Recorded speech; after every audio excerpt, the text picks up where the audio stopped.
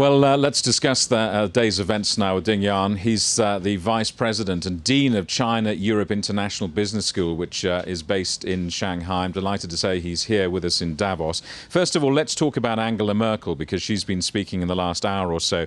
Angela Merkel's time on the world stage is coming to an end, of course, and with it her vision for Europe and international politics.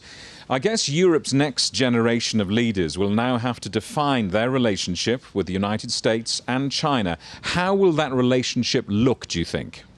The real problem in Europe is the way to find out a unified voice in Europe, and they are still struggling on it.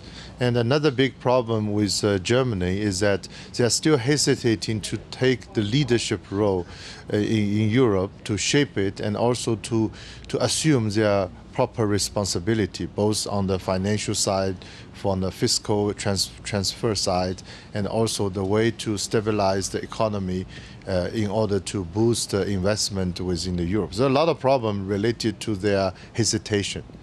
I want to talk to you about Donald Trump's words, because he's overshadowed this conferences so often.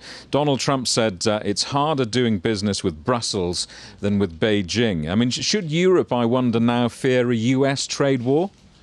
I think the real problem for Europe is really on their own unified voice, because I was in the German-French Business Forum at the end of October in Berlin for the whole day, and I went out very disappointed that they are hesitating to give away more sovereignties to Brussels in order to forge a better or more unified Europe. On the other side, they are complaining their own inefficiency, so there's a lot of problem to work on by themselves. I've just been looking at the newspaper writers who are writing tomorrow's newspaper front pages. How will you remember Davos 2020? In one headline, how should we remember it?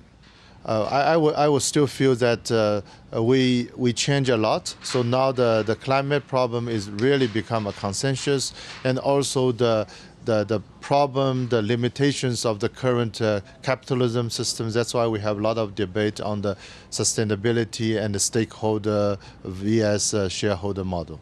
Good to see you. Thank you very much for coming to talk to us.